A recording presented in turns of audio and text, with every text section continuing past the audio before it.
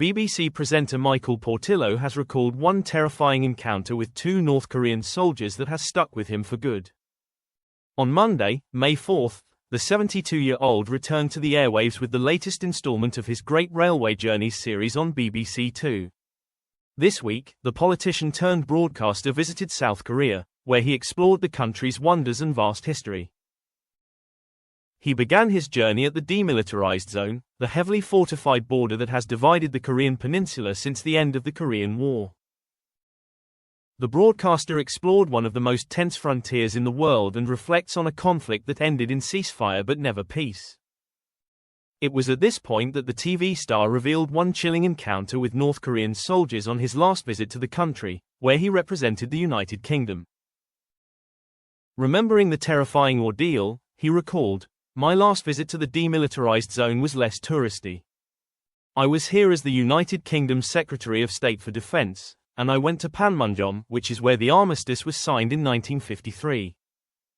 There is a wooden hut with windows that crosses the ceasefire line, and it's possible inside the hut to cross over to North Korea, and I did so. At each of the windows, there was the face of a North Korean soldier scowling at me, expressing the hatred and contempt that he felt for me as a representative of the West." He added that there are reminders of the conflict between North and South Korea everywhere, as he took a stroll through the track of a long-abandoned railway near the Imjin River, which featured a rusted train carriage. From the DMZ, Michael traveled south by rail into Seoul, arriving in a vast, fast-paced capital that has risen from the ruins of war to become one of the world's most advanced cities. He explored palaces and the restored Cheonggyecheon stream, and uncovered how tradition and innovation coexist in everyday Korean life.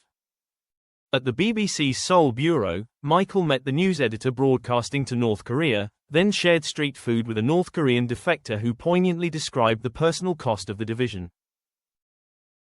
Portillo was an active politician for 21 years, serving as a Conservative MP from 1984 to 1997 before he transitioned to Secretary of State for Defense and Shadow Chancellor. Since he left his political career behind in 2005, he has become a prominent fixture on screens thanks to his informative documentaries and travelogues. Michael's first leg ended at Kukkiwon, the World Taekwondo headquarters, where he will discover how Korea's national martial art reflects discipline, resilience and hard-won modern identity.